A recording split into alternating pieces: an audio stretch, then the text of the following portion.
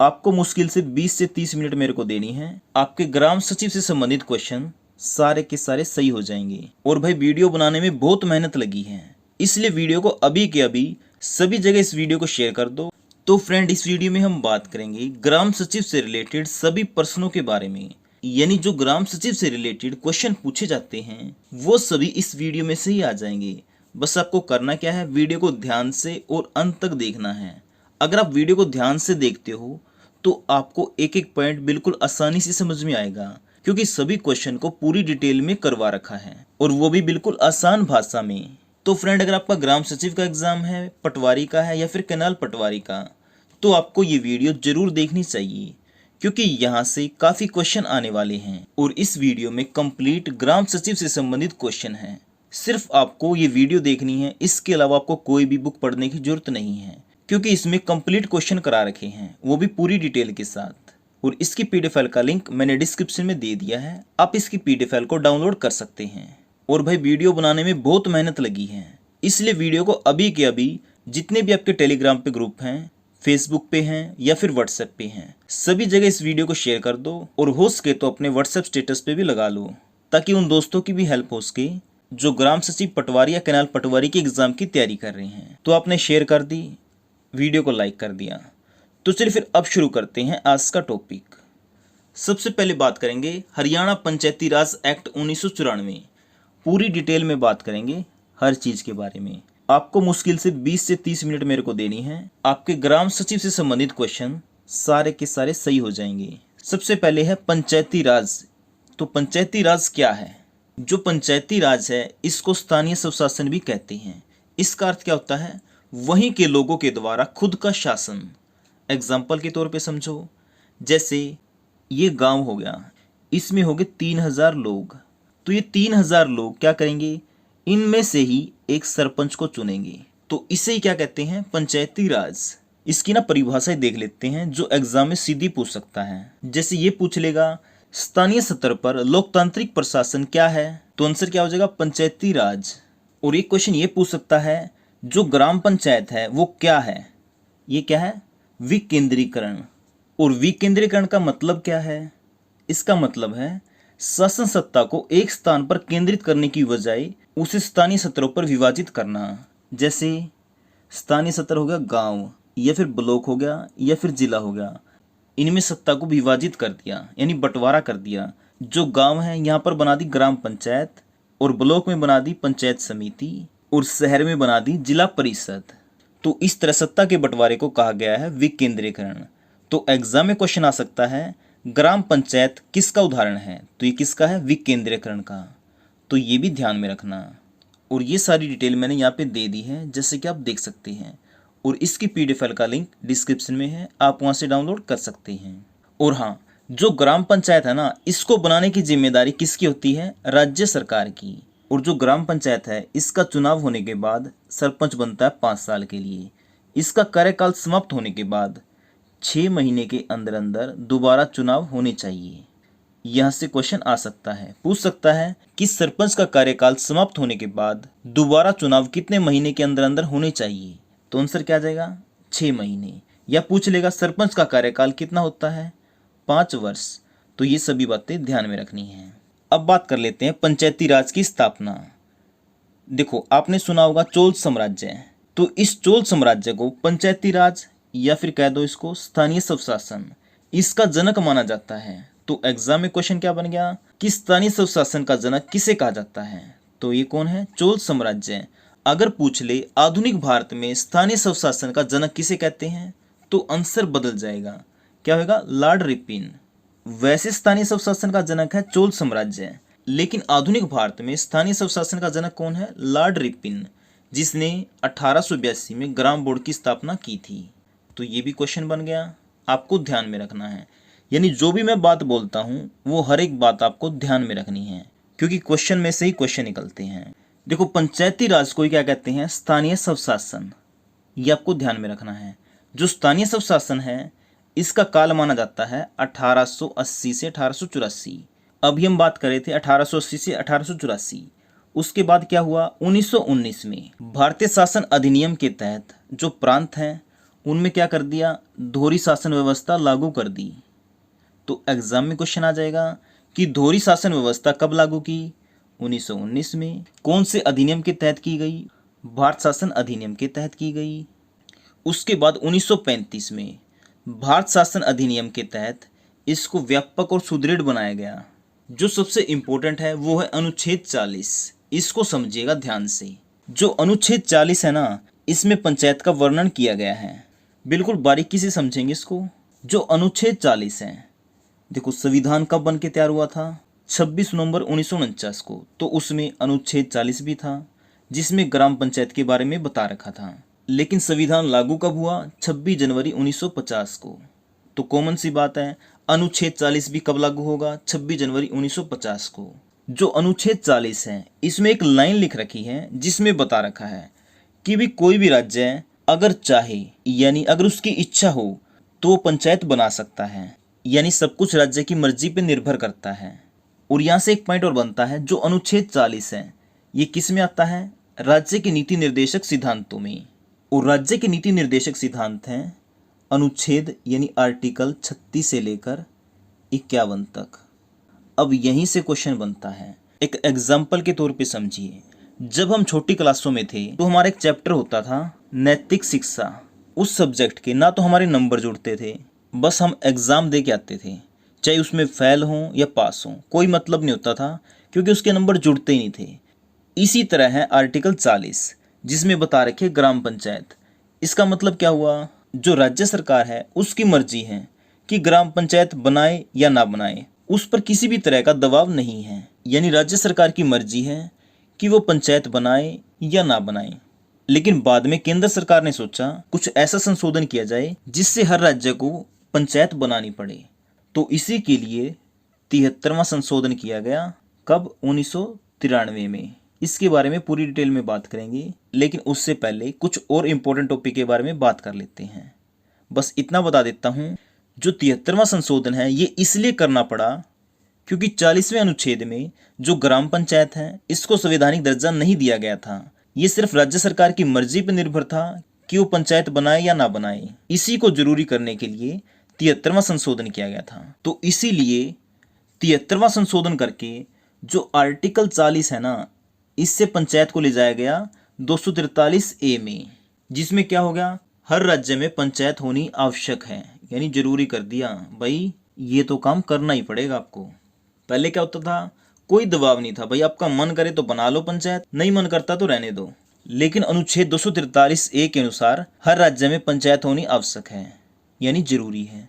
इसका एक अपवाद भी है, जो नागालैंड है, मणिपुर और मेघालय है, इनमें ग्राम पंचायत नहीं है। एक होता है जनपद, यानी कई ग्राम पंचायतों का समूह, जिसको कहते हैं BDO।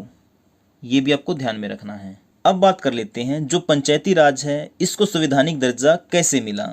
1957 में योजना आयोग, जिसको आज के टाइम नीति आयोग कहते हैं, इसके द्वारा सामुदायिक विकास कार्यक्रम और राष्ट्रीय विस्तार सेवा कार्यक्रम, इसके अध्ययन के लिए एक कमेटी बना दी, यानी समिति बना दी, बलवंत राय मेहता समिति।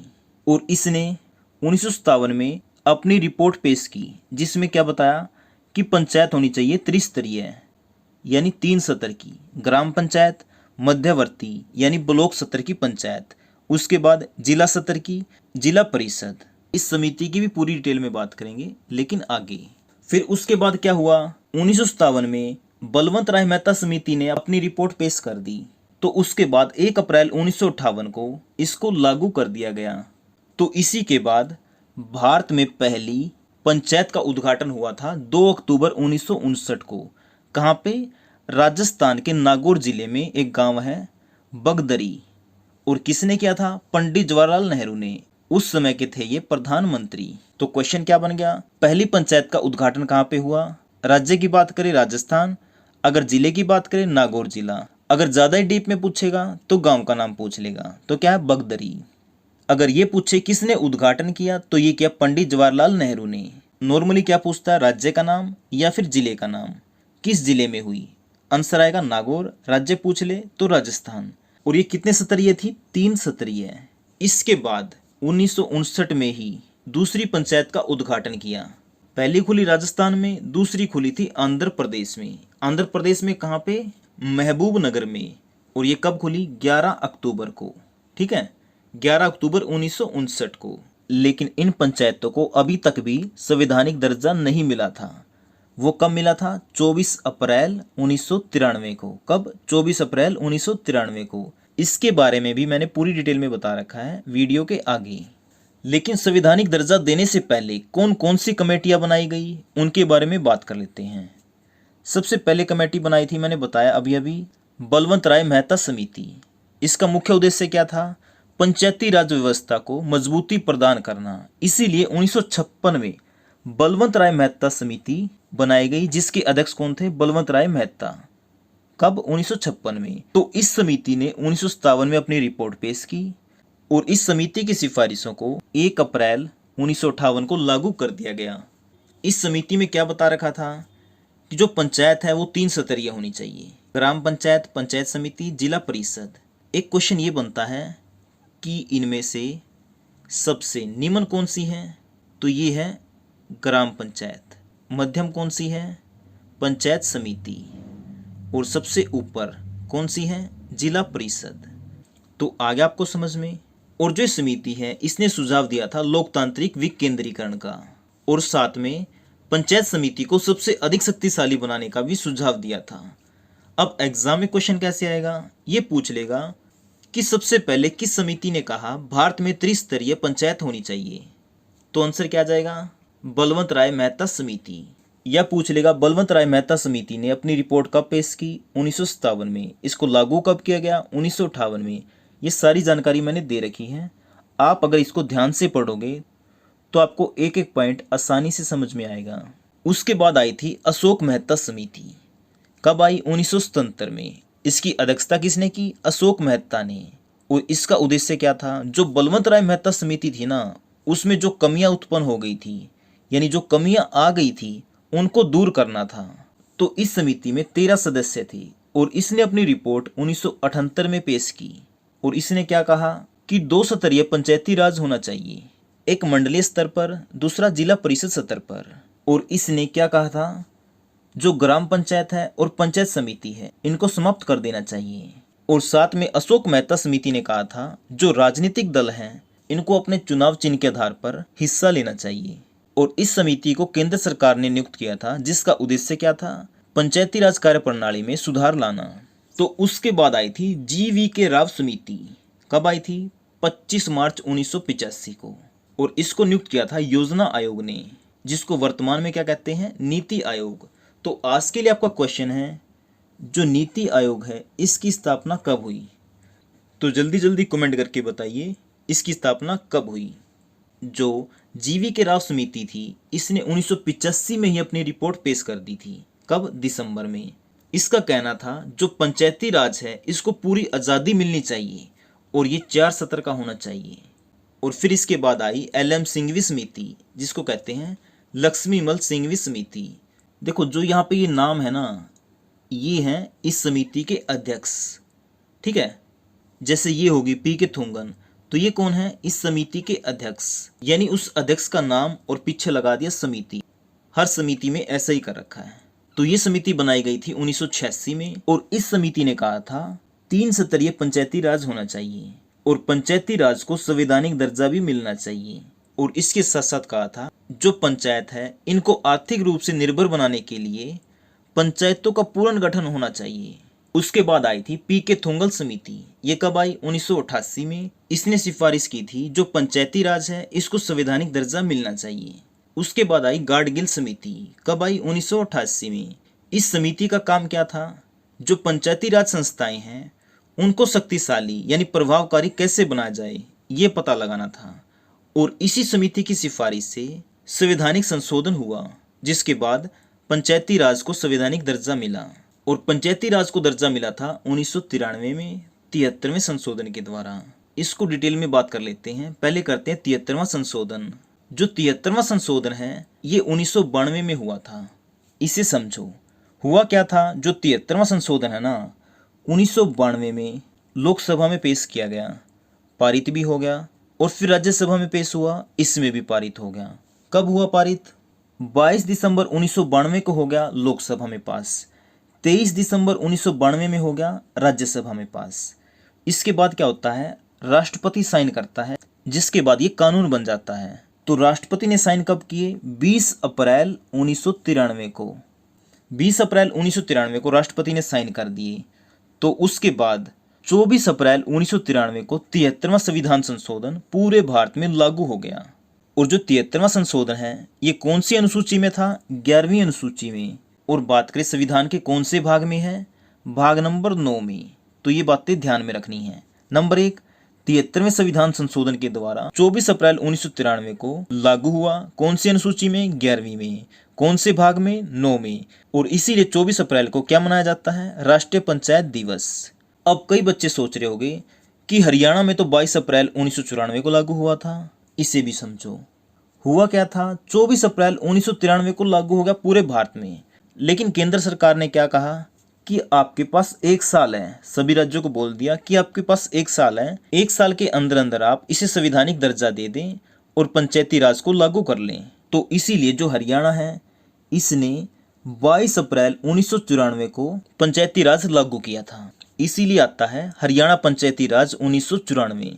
आगे बात समझ में। वैसे आपकी जानकारी के तौर पे बता दूं, जो हरियाणा पंचायती राज 1994 है इसमें 280 तो हैं धाराएं और अध्याय, लेसन यानी पार्ट कितने हैं, 22, जिसके बारे में हम आगे डिटेल में बात करेंगे। जब 1992 में पंचायती राज लोकसभा और राज्यसभा में पेश हुआ था, उस समय प्रधानमंत्री कौन थे, नरसिम्हा राव। कौन, नरसिम्हा राव, जिनको आधुनिक भारत का चाणक्य भी कहा जाता है। अब देखो, हमें प्रधानमंत्री के बारे में पता लग गया। अब राष्ट्रपति ने साइन किए हैं तो राष्ट्रपति के बारे में भी पता होना चाहिए कि कौन से राष्ट्रपति ने साइन किए। तो उस समय राष्ट्रपति थे शंकर दयाल शर्मा। और ये कौन से नंबर के थे, 9वें नंबर के। और कौन सी पार्टी के थे, कांग्रेस के। ये तो बता दी मैंने सेंटर की बात। अब ये भी पूछ सकता कि हरियाणा में मुख्यमंत्री और राज्यपाल कौन थे। तो उस समय हरियाणा के मुख्यमंत्री थे चौधरी भजन लाल। बात करें राज्यपाल की तो ये कौन थे, धनिक लाल मंडल। आपको याद रखना है, राज्यपाल थे मंडल और मुख्यमंत्री थे भजन लाल। वैसे तो मैंने बता दिया है लेकिन एक बार फिर बता देता हूँ। जो हरियाणा है इसमें पंचायती राज 24 अप्रैल 1993 को आया था, लेकिन लागू कब हुआ था, 22 अप्रैल 1994 को। और उसके बाद 24 अगस्त 1994 को हरियाणा में चुनाव नियम आया था। क्या था, चुनाव नियम। और फिर 16 फरवरी 1995 को पंचायती राज एक्ट में संशोधन हुआ था। ये बात कर रहा हूँ मैं हरियाणा की। और जब संविधान बना था तो उसमें थी 8 अनुसूचियाँ।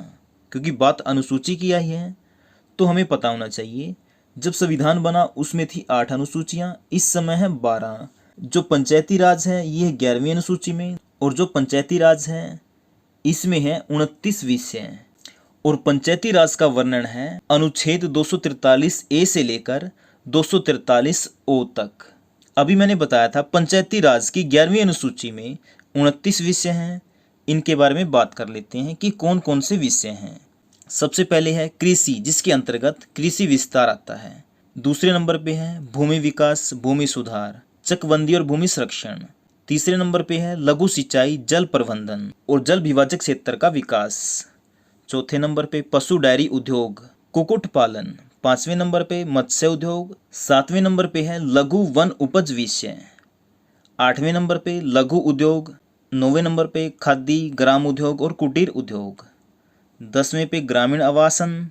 11वें पे पेयजल। 12वें पे ईंधन और चारा। उसके बाद सड़कें, पुलिया, पुल, फेरी, जलमार्ग और अन्य संचार साधन। उसके बाद है ग्रामीण विद्युतीकरण, जिसके अंतर्गत विद्युत का वितरण है। उसके बाद है अपारंपरिक ऊर्जा स्रोत, गरीबी उन्मूलन कार्यक्रम। और 17वें नंबर पे शिक्षा। 18वें पे है तकनीकी प्रशिक्षण और व्यावसायिक शिक्षा।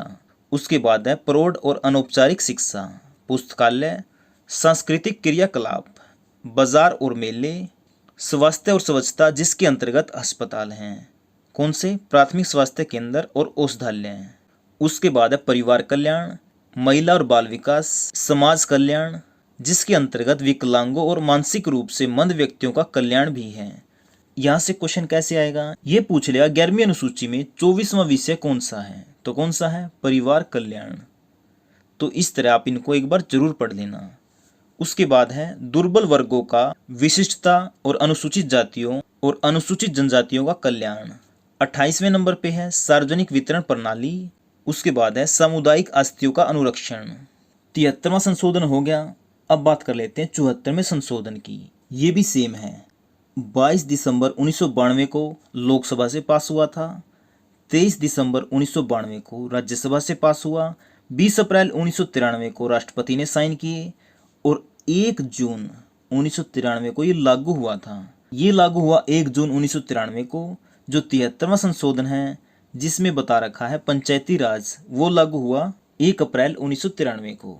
जो 74वां संविधान संशोधन है इसमें क्या है, नगर पालिका जो आते हैं 12वीं अनुसूची में। बात करें भाग की तो ये आते हैं भाग 9A में। इसमें 18 विषय हैं, मैंने बताए थे।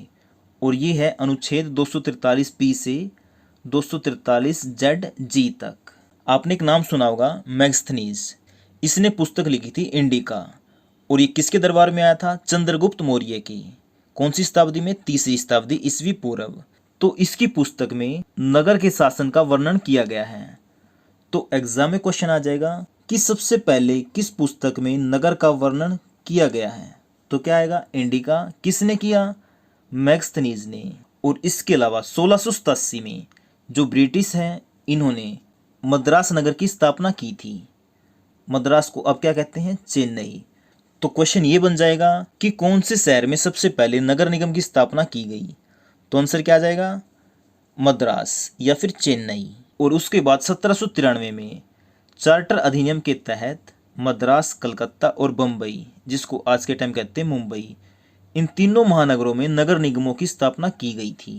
देखो एग्जाम में क्वेश्चन पूछ सकता है कि 1793 में चार्टर अधिनियम के तहत किन 3 महानगरों में नगर निगम की स्थापना की गई थी। तो आंसर क्या आ जाएगा, मद्रास, कलकत्ता और मुंबई। डी में दे देगा उपरोक्त सभी। तो आंसर किसको लगाओगे, डी को। या फिर ये पूछ लेगा सबसे पहले किस शहर में नगर निगम की स्थापना हुई। तो आंसर क्या आएगा, चेन्नई यानी मद्रास। हो गया क्लियर। अब देखते हैं अगला पॉइंट। जो बंगाल है इसमें नगरीय शासन प्रणाली का आरंभ कब हुआ था, 1842 में। किस अधिनियम के तहत, बंगाल अधिनियम के तहत। और 1882 में उस समय के वायसराय लॉर्ड रिपन ने नगरीय शासन व्यवस्था में सुधार किया था। जो नगरपालिका है या नगर परिषद है इसका संबंध छोटे नगरीय क्षेत्रों से है। बड़े नगरों के लिए क्या है, नगर निगम। यानी जिसकी जनसंख्या 3 लाख से अधिक है वहां पर होगी नगरपालिका। जिसकी जनसंख्या 10 लाख से अधिक है वहां पर होगी नगर निगम। ये क्वेश्चन पूछा जा सकता है एग्जाम में। जो महिला है इनके लिए आरक्षण उस समय तो था 33%, लेकिन आज के टाइम कितना है, 50%। ये पूछ सकता है कि पंचायत में महिलाओं को कितने प्रतिशत आरक्षण है। तो कितने प्रतिशत है, 50%। ये आप ध्यान में रखना। और ये बात मैं बता चुका हूँ। जो नगरीय संस्थाएं हैं ये चुनी जाती हैं 5 साल के लिए। कार्यकाल समाप्त होने के बाद 6 महीने के अंदर अंदर इनका चुनाव कराया जाता है।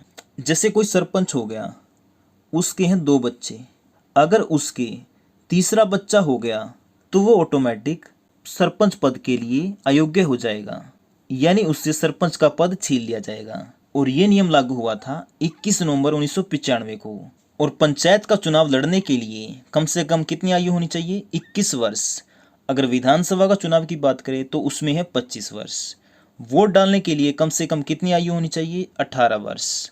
और मैंने बताया था 74वें संविधान संशोधन की 12वीं अनुसूची में 18 विषय हैं। तो वो 18 विषय कौन कौन से हैं, सबसे पहले है नगरीय योजना, उसके बाद है भूमि उपयोग का विनियम और भवनों का निर्माण, आर्थिक और सामाजिक विकास योजना, सड़कें और पुल, लोक स्वास्थ्य स्वच्छता, सफाई और कूड़ा करकट प्रबंध, अग्निशमन सेवाएं, नगरीय वानिकी, समाज के दुर्लभ वर्गों के जिसके अंतर्गत विकलांग और मानसिक रूप से मंद व्यक्ति आते हैं उनके हितों की रक्षा, गंदी बस्ती का सुधार, नगरीय निर्धनता का उन्मूलन, नगरीय सुख सुविधाएं जैसे पार्क, उद्यान, खेल के मैदानों की व्यवस्था, सांस्कृतिक, शैक्षणिक और सौंदर्यपरक आयामों की अभिवृद्धि, शवगाड़ना और कब्रिस्तान, शवदाह और शमशान और विद्युत शवदाह गृह, काजी हाउस, पशुओं के प्रति क्रूरता का निवारण, जन्म मरण सांख्यिकी जिसके अंतर्गत जन्म मृत्यु रजिस्ट्रीकरण आता है,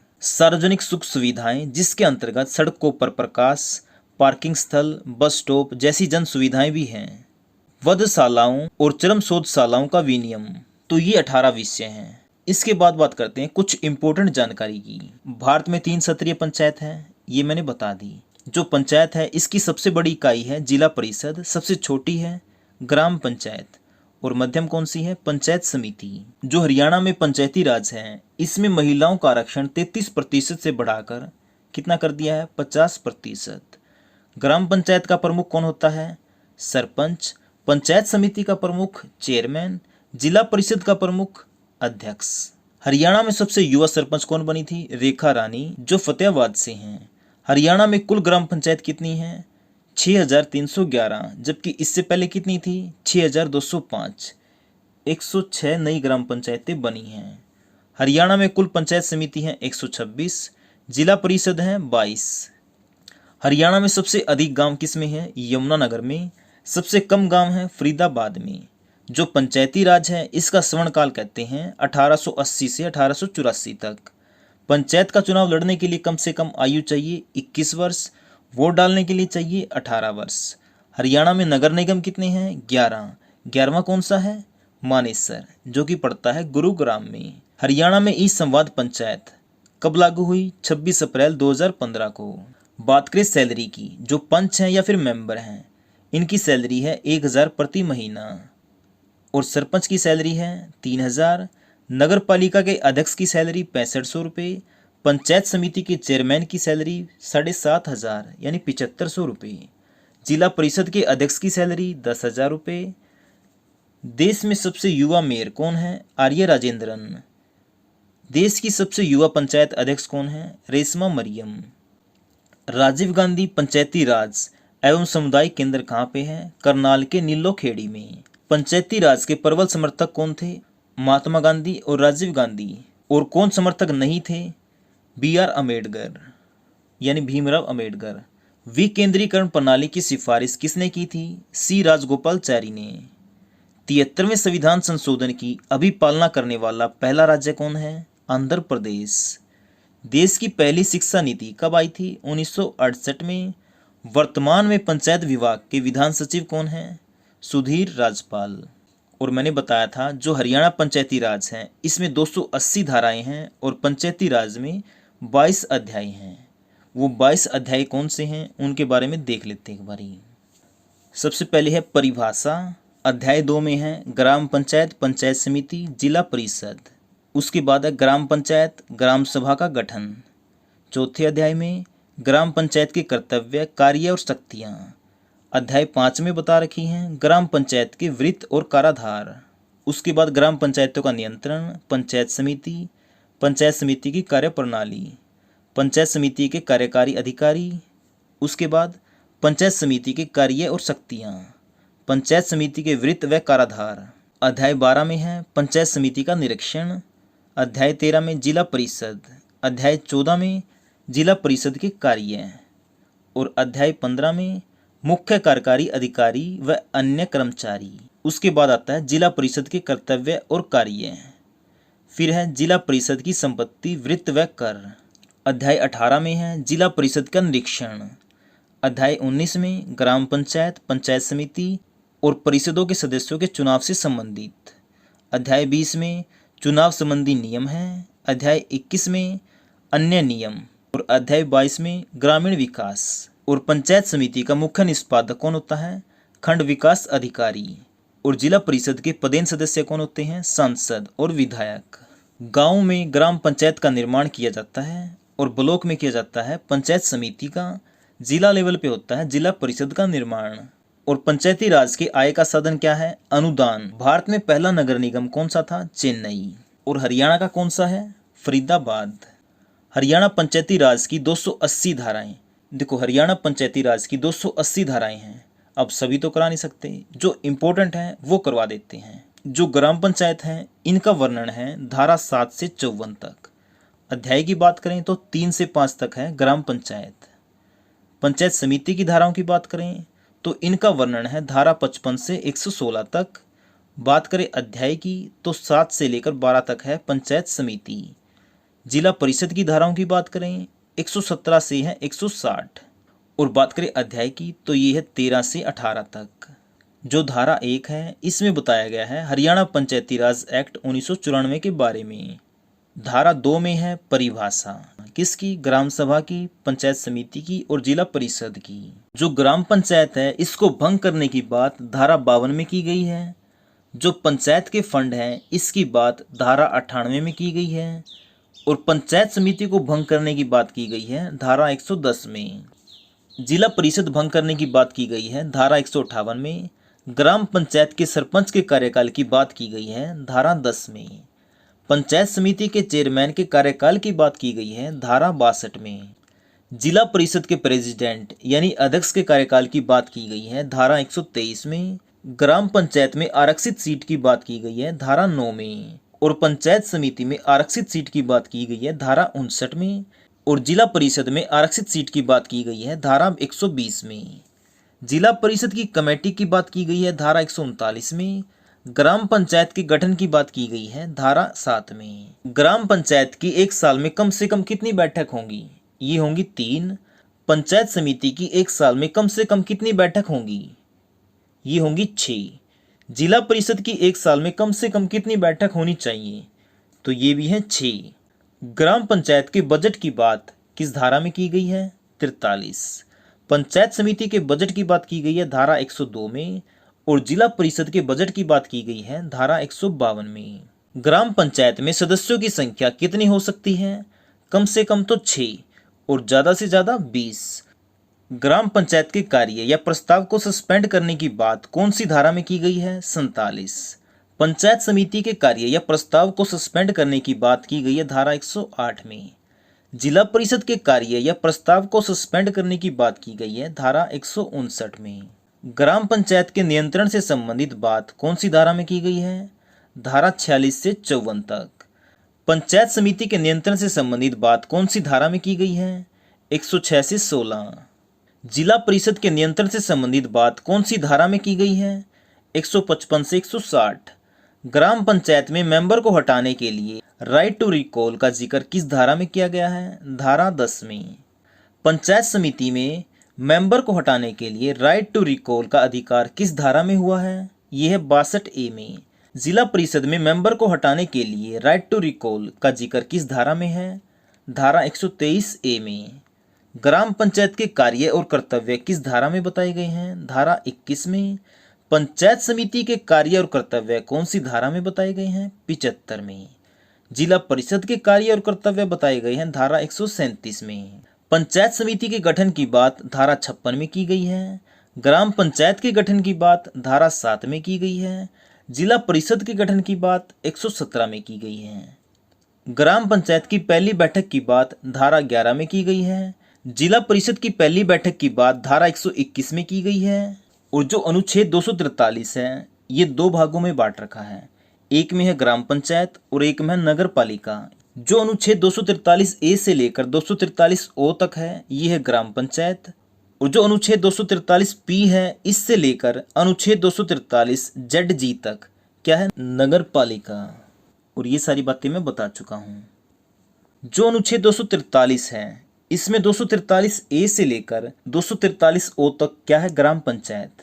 तो इसके बारे में बात कर लेते हैं कि इसमें क्या क्या बता रखा है। जो अनुच्छेद 243 है इसमें बता रखी है ग्राम पंचायत की परिभाषा। 243A में ग्राम सभा, B में ग्राम पंचायत का गठन, C में ग्राम पंचायत की संरचना, फिर सीटों का आरक्षण, पंचायतों की अवधि, और F में है सदस्यता के लिए अयोग्यताएं। G में पंचायत के अधिकार, शक्ति और दायित्व। H में पंचायतों द्वारा टैक्स लगाने की शक्तियां। और 243I में वित्तीय स्थिति से निपटने के लिए वित्त आयोग का गठन। और इस आयोग का गठन कौन करता है? राज्यपाल। और जो J है ये पंचायत के ऑडिट ऑफ अकाउंट से संबंधित है।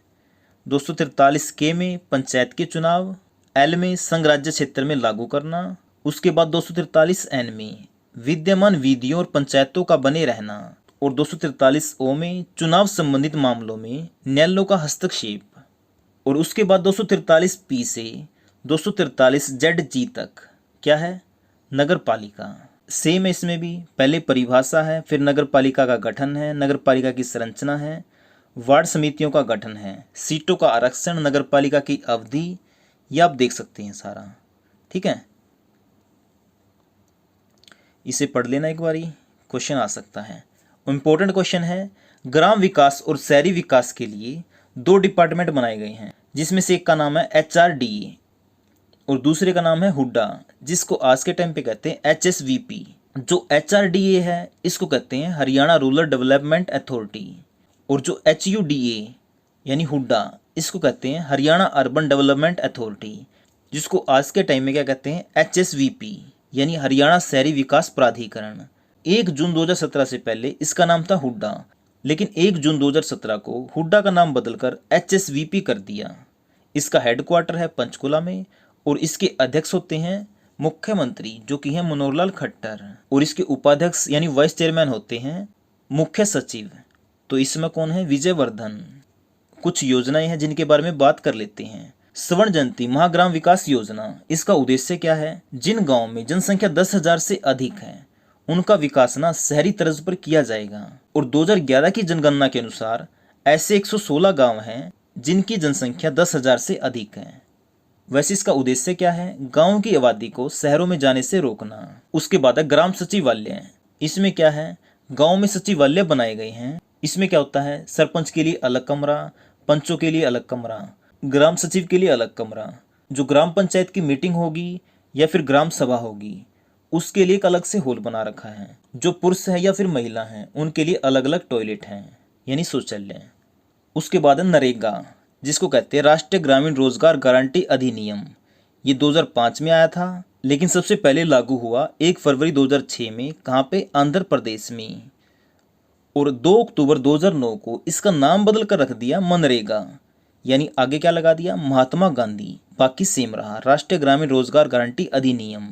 इसमें क्या दी जाती है? 100 दिन के रोजगार की गारंटी, यानी 1 साल में 100 दिन के काम की गारंटी दी जाती है। नरेगा और मनरेगा की फुल फॉर्म मैंने बता दी है आपको। लेकिन क्वेश्चन आ सकता है कि हरियाणा में नरेगा कब आई? तो ये आई 2008 में। 2011 में जनगणना की कौन सी योजना थी? 15वीं। और 2021 में कौन सी है? 16वीं। और 1872 में लॉर्ड रिपन ने जनगणना की शुरुआत की थी। किसने की थी? लॉर्ड रिपन ने 1872 में। लेकिन नियमित रूप से लागू कब हो गई थी ये? 1881 में। एक क्वेश्चन आ सकता है कि सबसे कम जनसंख्या दर कब घटी थी? ये घटी थी 1921 में।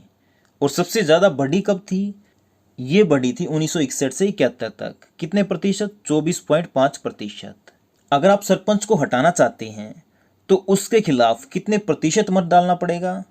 67%, यानी 2/3। एग्जाम्पल के तौर पे देख लेते हैं। गांव में है 3000 लोग। अगर 3000 में से 2000 लोग वोट डालते हैं कि इसको हटाना चाहते हैं, किसको? सरपंच को, तो सरपंच को हटा दिया जाएगा। और इस फैसले को क्या कहते हैं? Right to recall. और मैंने बता दिया था पंचायती चुनाव में महिलाओं को कितने प्रतिशत आरक्षण है? 50%। और BCA को 8% है। और इसके लिए हरियाणा पंचायती राज द्वितीय संशोधन किया गया 2020 में। और इसको किसने पेश किया? डिप्टी CM दुष्यंत चौटाला ने। और हाँ, जो राइट टू रिकॉल है ये कब लागू होगा? जैसे आज सरपंच चुना गया तो इसके 1 साल बाद आप राइट टू रिकॉल लगा सकते हैं, जिसमें आपको 67% सरपंच के खिलाफ वोट देने होंगे। अगर 67% लोगों ने वोट नहीं दिए तो आप अगले 1 साल तक उस पर राइट टू रिकॉल नहीं लगा सकते। यानी 1 साल में सिर्फ एक बार लगाया जा सकता है राइट टू रिकॉल। और अगर आप चाहते हैं इसी तरह मैं पटवारी की, कैनाल पटवारी की भी वीडियो लेके आऊं, तो आप हमारे चैनल को सब्सक्राइब कर लें और बेल आइकन को दबा दें और इसके साथ साथ वीडियो को शेयर जरूर कर दें। और अगर आप ग्राम सचिव, पटवारी, कैनाल पटवारी, Haryana police constable, wing commando इनके नोट्स चाहते हैं तो आप हमारे व्हाट्सएप नंबर 80 590 81 508 पर मैसेज कर सकते हैं। आप स्क्रीन के ऊपर देख सकते हैं, ये सभी नोट्स हम आपको उपलब्ध करा देंगे। आपके मैसेज करते ही 1 मिनट के अंदर अंदर आपके पास सभी नोट्स आ जाएंगे। तो आज के लिए आपका क्वेश्चन है जिसका आंसर आपको कमेंट बॉक्स में देना है। अगर आपने वीडियो को ध्यान से देखा है तो आप इसका आंसर आसानी से दे दोगे। हरियाणा पंचायती राज में कुल कितनी धाराएं हैं? तो बताइए कुल कितनी धाराएं हैं? जल्दी जल्दी कमेंट करके बताइए, देखते हैं कि इसका आंसर सही होता है।